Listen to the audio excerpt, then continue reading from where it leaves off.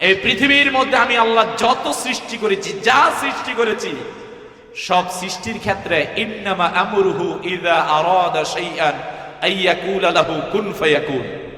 আমি বলেছি কুন ফায়াকুন, হয়ে যাও, সাথে সাথে হয়ে গেছে। কিন্তু পৃথিবীর মধ্যে শুধুমাত্র একটা জাতি, যার নাম বনি আদম, মানুষ। এই মানুষদেরকে আমি কুন ফায়াকুন দিয়ে তৈরি করিনি, আমি আল্লাহ আমার কুদরতি দুই হাত দিয়ে তৈরি করেছি। আওয়াজ দিয়ে বলেন সুবহানাল্লাহ। আমার সম্মানিত হাজিরিন, একটু গভীর মনোযোগ দিয়ে আপনি বোঝার জন্য চেষ্টা করেন। এই কুরআনুল কারীমের মধ্যে আমার আল্লাহ রাব্বুল আলামিন 15 জায়গায়, প্রায় 30টি জায়গার উপরে আল্লাহ কসম খেয়েছেন। রব্বুল আলামিন এক এক জায়গায় এক এক ভাবে কসম খেয়ে বিষয়টার গুরুত্ব বুঝালেন। আল্লাহ রাব্বুল আলামিন সূরা ইয়াসিনের মধ্যে বললেন, ইয়াসিন ওয়াল কুরআনিল হাকীম ইন্নাকা লামিনাল মুরসালিন।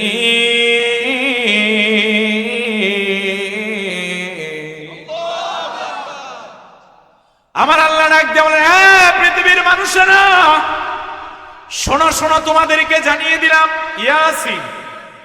এই ইয়াসিনের ব্যাখ্যা লিখতে গিয়ে ইমামে বাগাবী তাফসিরে বাগাবীর মধ্যে উল্লেখ করলেন, সমগ্র সৃষ্টির 1000 বছর আগে আমার আল্লাহ কুদরতিভাবে নাম মোবারক তেলাওয়াত করলেন, ওয়াল কুরআনিল হাকীম। আমার আল্লাহ পৃথিবীর মানুষদেরকে বললেন বিজ্ঞানময় কোরআনের কসম। এই কোরআনের ব্যাপারে আমার আল্লাহ কসম খেয়ে বললেন, শোনো রে, ওয়া নাযালনা আলাইকাল কিতাবা তিবয়ানাল লিকুল্লি শাইইন ওয়া হুদাও ওয়া রাহমা ওয়া বুশরা লিল মুসলিমিন। শোনো পৃথিবীর মানুষেরা, তোমাদেরকে জানাই দিলাম এটা বিজ্ঞানময় কোরআন। পৃথিবীর মানুষেরা কিয়ামত পর্যন্ত এই পৃথিবীর মধ্যে আগমন করবে, মানুষের যা যা প্রয়োজন আমি বিজ্ঞানময় কোরআনের মধ্যে তা বর্ণনা করে দিয়েছি। বলেন আল্লাহু আকবার। আমার সম্মানিত হাজিরিন, এইভাবে আল্লাহ সূরা কলামের মধ্যে কসম খেলেন, নুন ওয়াল কলামি ওয়া মা ইয়াসতুরুন মা আনতা বিনি'মাতি রাব্বিকা বিমাজনুন ওয়া ইন্না লাকা লাআজরান গায়রা মামনুন ওয়া ইন্নাকা লাআলা খুলুকিন আযীম।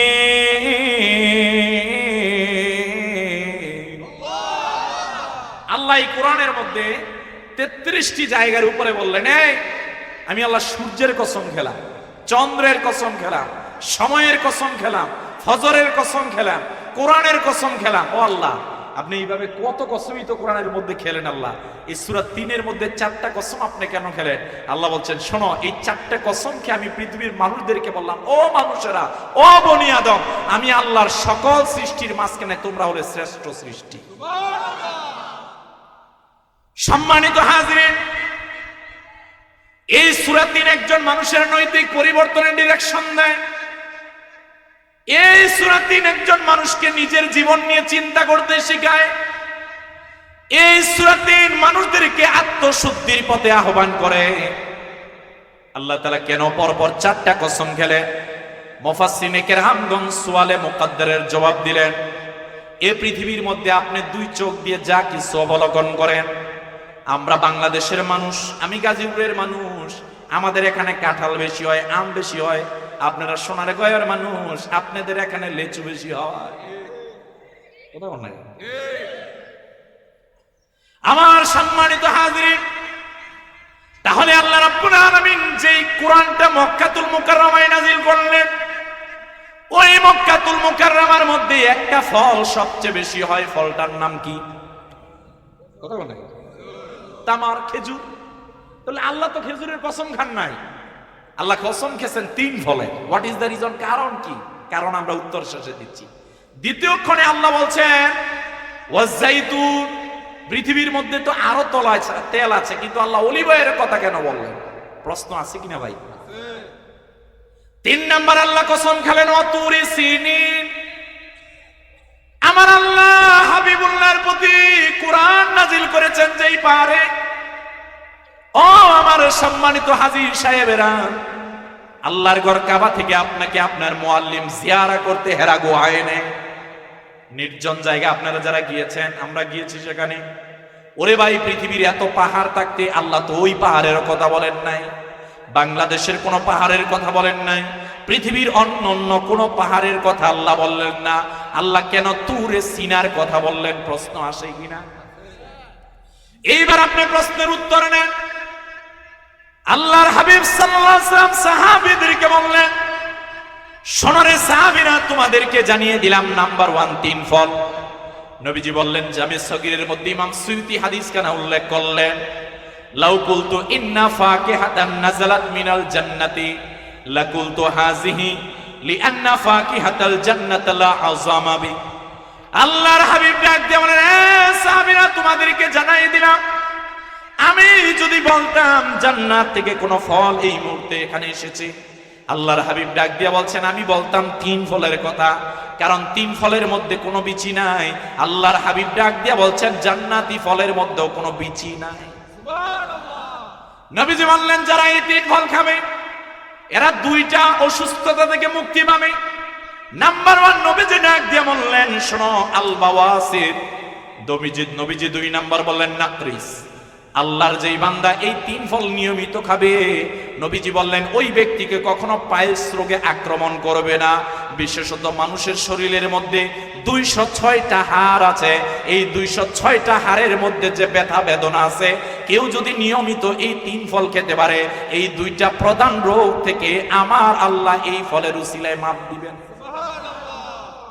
এখানেই শেষ নয়, নবীজি বললেন, আমাদের বাবা আদমকে যখন আল্লাহ তৈরি করলেন, আল্লাহ যখন বাবা আদমকে জান্নাতের মধ্যে দিলেন, বললেন, লা তাকরাবা হাযিহিশ শাজারা, রে আদম, রে হাওয়া, জান্নাতে থাকো, তবে গাছের কাছে যাবা না। শয়তান ওয়াসওয়াসা দিয়েছেন, আমাদের মা বাবা ভুল ক্রমে গাছের ওই ফল খেয়ে ফেলেছেন। মুফাসসিরে কেরামগণ লিখেছেন, বিশেষ করে হাদিসের ব্যাখ্যা লিখতে গিয়ে লেখা হয়েছে, আমাদের বাবা আদম আলাইহিস সালাতু ওয়াস সালাম যখন জান্নাতের মধ্যে ওই ফলটা খেয়ে ফেললেন, বাবা আদমের জিসিমের মধ্যে যেই কাপড়গুলো ছিল এগুলো খুলে গিয়েছিল। বাবা আদম নিজের লজ্জাস্থানকে ঢাকার জন্য যেই গাছের পাতাগুলোকে নিয়ে লজ্জাস্থান ডেকেছিল, ওই গাছটার নাম হলো তিন গাছ। বলেন আল্লাহু আকবার। আমি একটু সহজ ভাষায় বোঝান। এই পৃথিবীর মধ্যে 228টা রাষ্ট্রের মধ্যে সবচেয়ে বেশি তিন ফল হয় সিরিয়ার মধ্যে। দ্যাট মিনস শাম অঞ্চলের মধ্যে সবচেয়ে বেশি তিন আর জাইতুন ফল উৎপন্ন হয় আজকের ফিলিস্তিন অঞ্চলের মধ্যে। কোন অঞ্চলে? ফিলিস্তিন অঞ্চলের মধ্যে। আর এই ফিলিস্তিন অঞ্চলের মধ্যে একজন পয়গম্বর এসেছেন, জিনারাকে বর্তমান পৃথিবীর খ্রিস্টানেরা মান্য করে থাকে, ওনার নাম ভিন্ন দিয়েছে, কিন্তু আমরা ওনাকে জানি হযরত ঈসা আলাইহিস সালাম নামে।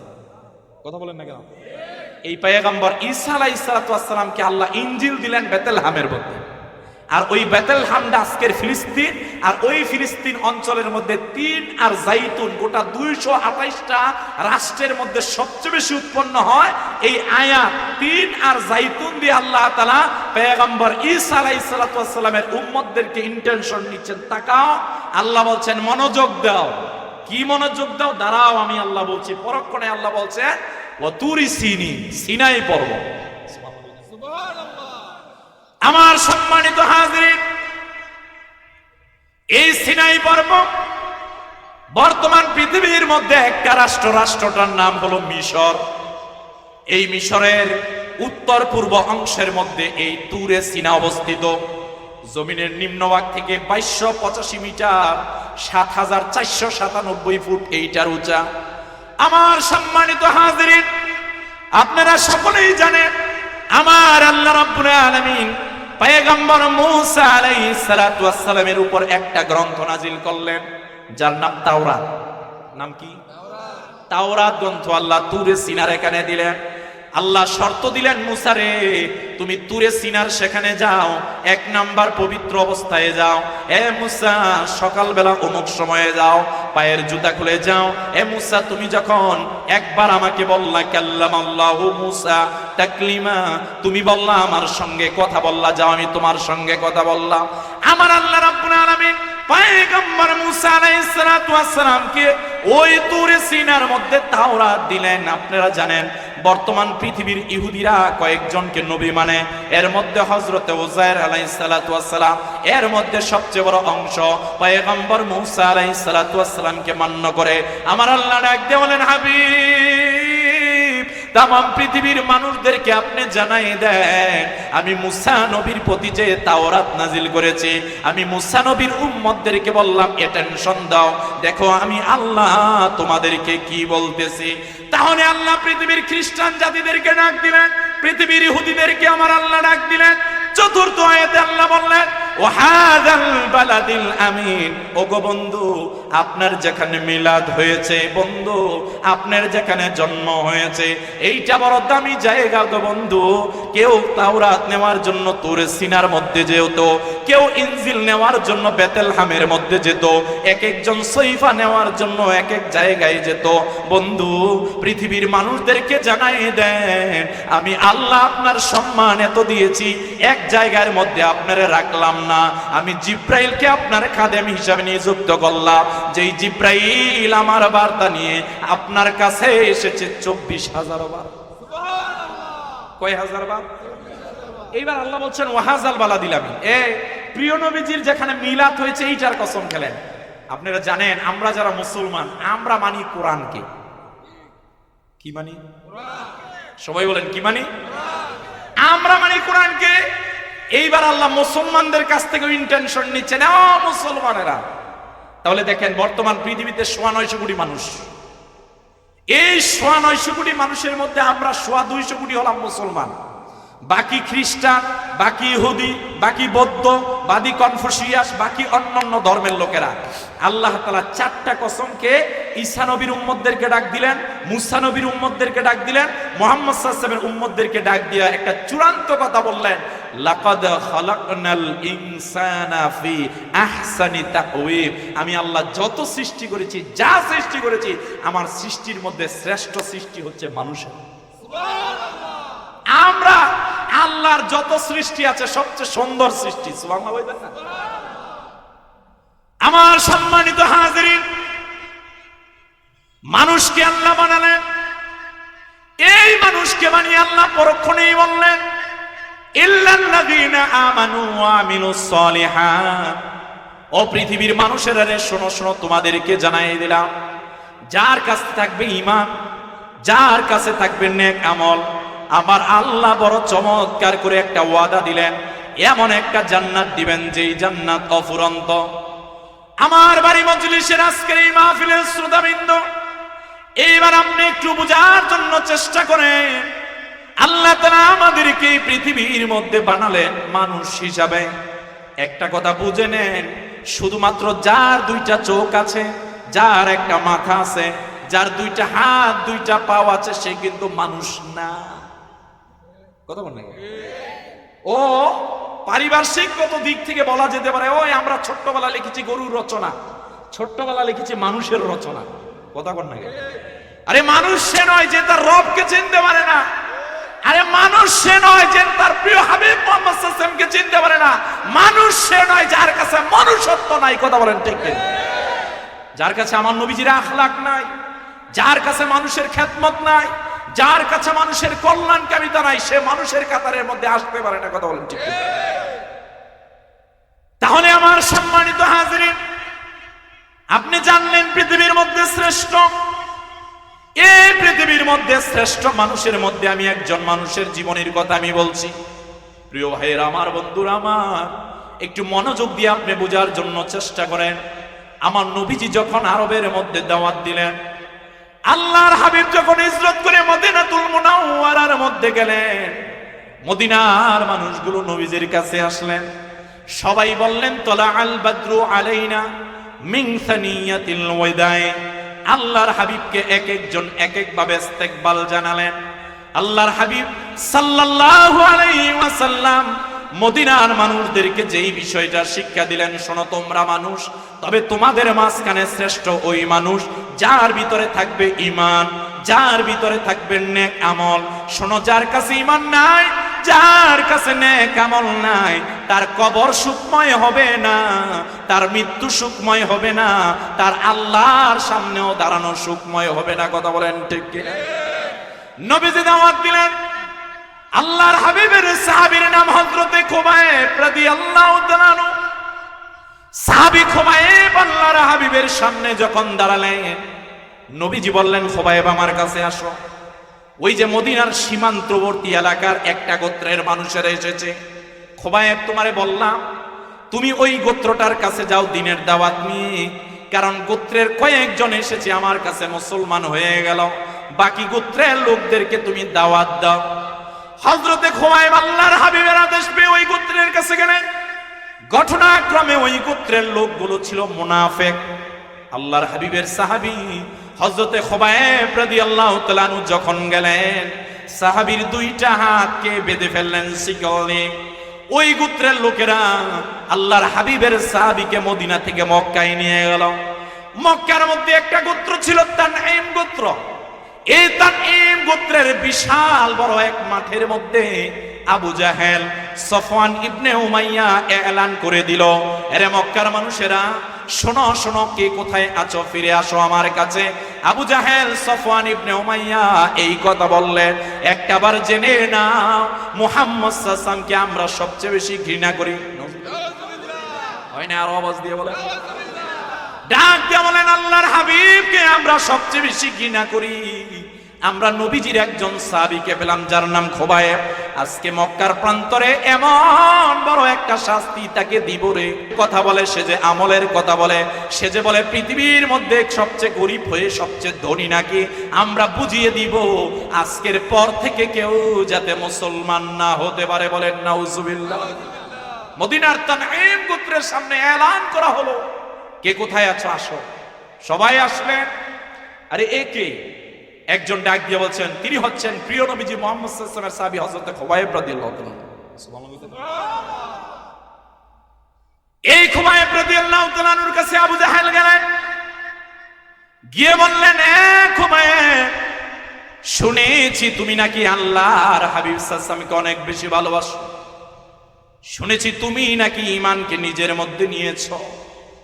তবে তোমাকে আমি একবারের জন্য সুযোগ দেই, আতুহিব্বু আন্না মুহাম্মদ সাল্লাল্লাহু আলাইহি ওয়াসাল্লাম মাকানাকা ওয়া আনতা ফি আহলিকা। খুবাইবকে ডাক দিয়ে বললেন, তোমার একবারের জন্য আমি সুযোগ দিলাম, বলো আমরা তোমাকে ছেড়ে দিব খুবাইব। তোমার মনের যত দুঃখ কষ্ট বেদনা আছে, এই দুঃখ কষ্টগুলো মুহাম্মদ সাল্লাল্লাহু আলাইহি ওয়াসাল্লামের উপর ছেড়ে দিবা। শুধু তুমি রাজি হবা, তোমাকে আমরা কোনো কষ্ট দেব না। আল্লাহর হাবিবের সাহাবী খুবাইব কাফেরদেরকে ডাক দিয়ে বলেন, শোনো রে, তোমাদেরকে জানাই দিলাম, ওয়াল্লাহি মা উহিব্বু আন্নি ফি আহলি ওয়া আন্না মুহাম্মদ সাল্লাল্লাহু আলাইহি ওয়াসাল্লাম ইউশাকু বিশাওকাতিহি। তোমাদেরকে একবারের জন্য জানাই দিলাম, আমি কোন রাস্তা দিয়ে হেঁটে হেঁটে হেঁটে যাচ্ছি, আমার পায়ের মধ্যে একটা কাঁটা লাগো। সাহাবীদেরকে বললেন, ওই জায়গায় খুবাইব ডাক দিয়ে বললেন, ও কাফেরেরা, তোমাদেরকে জানাই দিলাম আল্লাহর হাবিব কোন রাস্তা দিয়ে হেঁটে যাচ্ছেন, আমরা দেখলাম কাঁটা নবীজির গায়ের মধ্যে রাখবে, আমরা কখনো চাই না ওই রাস্তার কাঁটাটা আল্লাহর হাবিবের শরীরে রাখবো। আমরা এইটাও চাই না কখনো। ওয়াল্লাহি মা উহিব্বু আন্নি ফি আহলি ওয়া আন্না মুহাম্মদ সাল্লাল্লাহু আলাইহি ওয়াসাল্লাম ইউশাকু বিশাওকাতিহি। নবীজি রাস্তা দিয়ে হেঁটে যাচ্ছেন, রাস্তার একটা কাঁটা আল্লাহর হাবিবের গায়ের মধ্যে লাগুক, এইটা আমরা কখনো চাই না। আল্লাহু আকবার। আবু সুফিয়ান বলল, না, সুযোগ নাই, এই মুহূর্তের মধ্যে এমন একটা শাস্তি তোমাকে দেওয়া হবে, তোমাকে পৃথিবীর মানুষদের কাছে দৃষ্টান্ত হিসাবে রাখতে চাই। সাহাবী ডাক দিয়ে বললেন, বুঝেছি, তোমরা বিশ্বাসঘাতকতা করেছো, নবীজির কাছে সত্য কথা বলো নাই।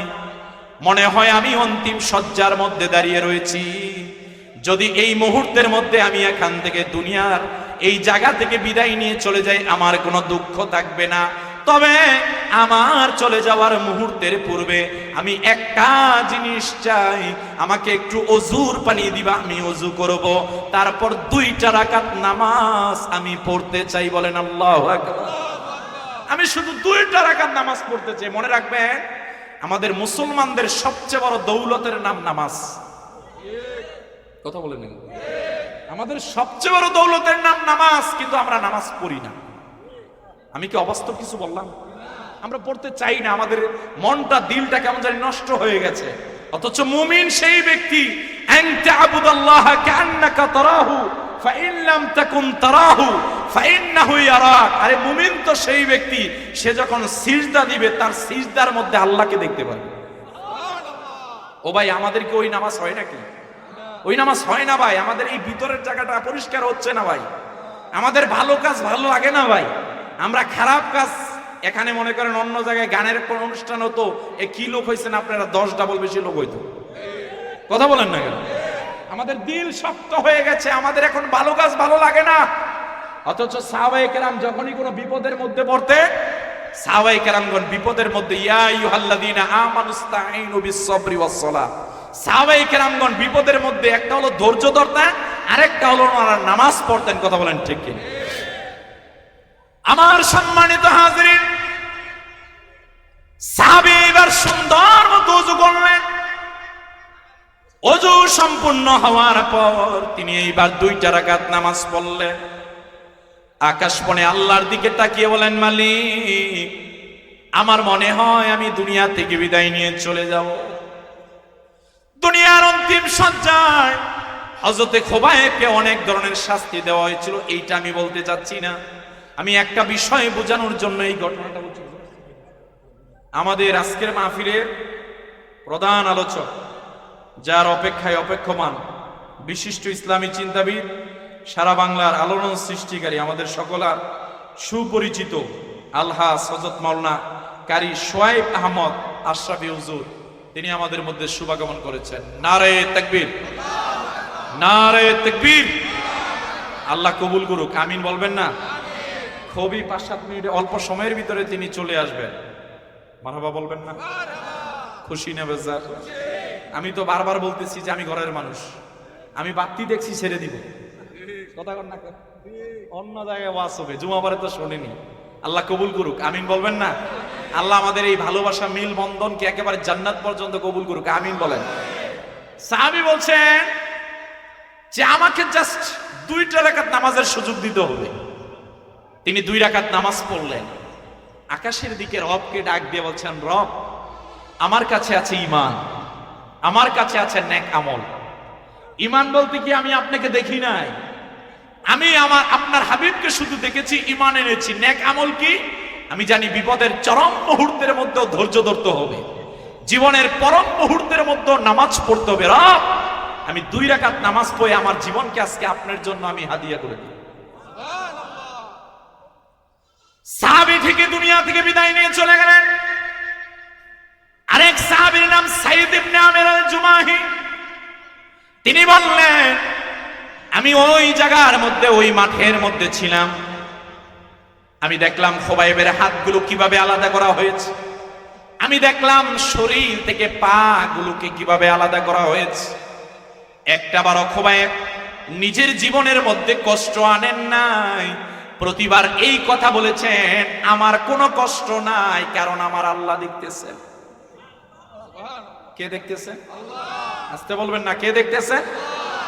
আমার যত কষ্ট হোক না কেন আমার আল্লাহ দেখতেছেন। এজন্য আমরা মুসলমান, মনে রাখবেন, মুসলমানেরা সূর্যের মতো, এদেরকে চর্বণ করার মতো পৃথিবীতে কোনো শক্তি নাই। কথা বলেন ঠিক কিনা? ফিলিস্তিনে রক্ত দেয়, সিরিয়াতে রক্ত দেয়, আফগানে রক্ত দেয়, মায়ানমারে রক্ত দেয়, পৃথিবীর বিভিন্ন রাষ্ট্রের মধ্যে নির্যাতিত মুসলিমদের উপর অত্যাচারের স্ট্রিম রুলার চালায়। মুসলমানেরা এইটা বলে গলা দিব কিন্তু ঈমান দিব না। কথা বলেন ঠিক কিনা? গলা নাও, এটা শিখিয়েছেন ইমাম হোসেন, গলা দেওয়া, কিন্তু ঈমান দেওয়া ইমাম হোসেন শিখায় না। কথা বলেন না কেন? আমি দিয়ে দিব আমার গলা, নিয়ে যাও, তারপর আমি বলছি, এই আমার যে গলা কাটতেছ, আমার আল্লাহ কিন্তু দেখতেছে। কথা বল না কেন? সাহাবীর নাম সাইদ ইবনে আমির আল-জুমাহি। তিনি বললেন, এই ঘটনা যখন দেখলাম, রাত্রে বেলা আমার ঘুম আসে না, ঘুম আসে না।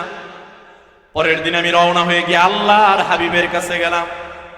প্রিয় নবীজির কাছে আমি যখন গেলাম, আল্লাহর হাবিব সাল্লাল্লাহু আলাইহি ওয়াসাল্লামকে বললাম, হুজুর আমি সাইদ ইবনে আমের আল জুমাহি মক্কা থেকে এসেছি। ইয়া রাসূলুল্লাহ, আমি সজ্ঞানে আপনার কাছে বললাম, হুজুর এই যে আমি হাত দিলাম, এই মুহূর্তের মধ্যে আপনি আমারে কালেমা পড়ে মুসলমান বানায় দেন। নবীজি মুসলমান বানালেন।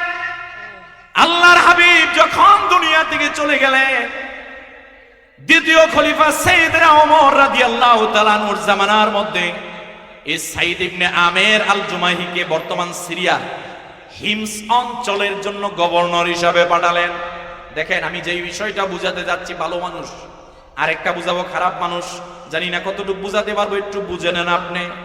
সাইয়েদনা ওমর এই হিমস অঞ্চলের জন্য আল্লাহর হাবিবের সাহাবী সাইদ ইবনে আমেরকে গভর্নর পাঠালেন।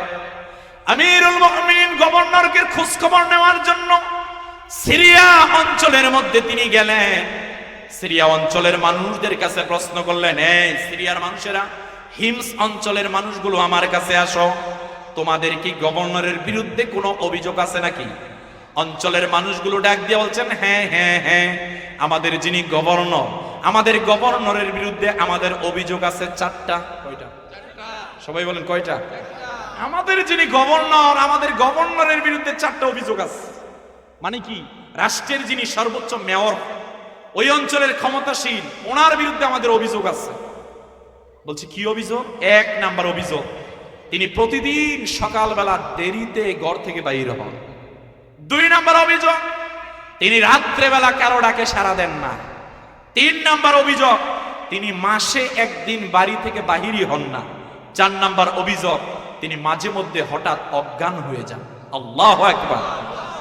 আল্লাহ বলছেন, লাকাদ খালাকনাল ইনসানা ফি আহসানি তাকওয়িম। এ শ্রেষ্ঠ মানুষ হতে হবে। তোমরা মানুষ শুধু হলেই হবে না, আমি যে শ্রেষ্ঠ বানিয়েছি তোমাদেরকেও শ্রেষ্ঠ হতে হবে। কতক্ষণ লাগে? আমি যদি মিথ্যা কথা বলি, আমি যদি গীবত করি, আমি যদি পরনিন্দা করি, আমি যদি সত্যের উপরে না থাকি, আমি যদি ঈমানের উপর অটল না থাকি, তাহলে কিন্তু আমি শ্রেষ্ঠ হতে পারি না। কতক্ষণ লাগে? আল্লাহ বলেন, তোর এত সুন্দর করে বানাইলাম, তোর দুইটা চোখের মধ্যে আমি 27,40,00,000 সেল দিলাম। এই 27,40,00,000 সেল দিয়ে তুই লাল, সাদা, হলুদ এই রকমের কালার দেখতে পারিস। 10,000 কোটি নিউরন দিয়ে তোর আমি তৈরি করলাম। তোর চিন্তা শক্তি এত প্রখর করে দিলাম। 206টা হাড় করে দিলাম। এই তোদের মাঝখানে কেউ সুন্দর, কেউ কালা, এই রকমের গঠন আকৃতি দিয়ে আমি আল্লাহ বানালাম। আধুনিক সায়েন্স বিজ্ঞান বলে আমরা প্রতি মাসে 27 লক্ষ টাকার অক্সিজেন গ্রহণ করি, পুরাই ফ্রি। আল্লাহ বলছেন, এত সুন্দর করে বানালাম, তুমি যে সুন্দর হয়েছে, সুন্দরের কাজ আছে তো। সুন্দরের কাজ কি? মানুষের মতো মানুষ হতে হবে। আমিরুল মুমিনিন সাইয়েদনা ওমর সাইদ ইবনে আমের আল জুমাহিকে ডাক দিলেন, এ গভর্নর সাইদ, তোমার বিরুদ্ধে তোমার রাষ্ট্রের লোকদের চারটা গুরুতর অভিযোগ। গভর্নরের মুখ বন্ধ, চোখ নিচ করে রেখেছেন। এবার মাথা উত্তোলন করে আমিরুল মুমিনিন ওমরকে ডাক দিয়ে বলেন, আমিরুল মুমিনিন ওমর, আমি তো আপনার সৈনিক, আমি তো আল্লাহকে ভয় করি। তারা আমার বিরুদ্ধে চারটা অভিযোগ করেছে, শুধুমাত্র নিজেকে পরিষ্কার করার জন্য আমি বলছি, শুনেন। এক নাম্বার, তারা আমার বিরুদ্ধে বলেছে আমি সকাল বেলা ঘর থেকে দেরিতে বাইর হই। আমিরুল মুমিনিন, কথা ঠিক, আমি হিমস অঞ্চলের গভর্নর, কিন্তু আমার কোনো খাদেম রাখি নাই, আমার কোনো লোকবল নাই, কেউ আমার সেবা করার মতো কেউ নাই। আমিরুল মুমিনিন সকালবেলা, নারে তাকবীর। আমাদের আজকের মাহফিলের সম্মানিত প্রধান অতিথি, আমার অত্যন্ত শ্রদ্ধাভাজন প্রিয় ভাই হযরত মাওলানা কারি শোয়েব আহমদ আশরাফি ভাই হুজুর, তিনি এসেছেন। মারহাবা বলেন। ভাই আপনারা যারা দাঁড়িয়ে আছেন প্লিজ আসা যায় না। এইবার তোলা হুজুর আসছে, আমি না হয় খতিব সাহেব প্রতিদিন দেখেন, হুজুরের তো আর প্রতিদিন পাইবেন না ভাই। অনেক কষ্ট করে, অনেক শিডিউল দেওয়ার পর তো হুজুর আসে। লাস্টবার চলে আসবেন, ফাঁকা জায়গা আছে তো সামনে কিছু। প্রিয় উপস্থিতি, তাহলে আলোচনা এখানেই রাখলাম। আমি এতটুকুই বললাম, আমরা শ্রেষ্ঠ মানুষ, শ্রেষ্ঠর কাতারে যাব। 5 ওয়াক্ত নামাজ, কোরআন তেলাওয়াত, আল্লাহর ইবাদত, এগুলোর মধ্যে জীবনকে পরিচালনা করব। আল্লাহ কবুল করুক। সকলে বলেন আমিন। আমি আমার বক্তব্য শেষ করলাম। ওয়া আখিরু দাওয়ানা আনিল হামদুলিল্লাহি রাব্বিল আলামিন। আসসালামু আলাইকুম ওয়া রাহমাতুল্লাহি ওয়া বারাকাতুহু।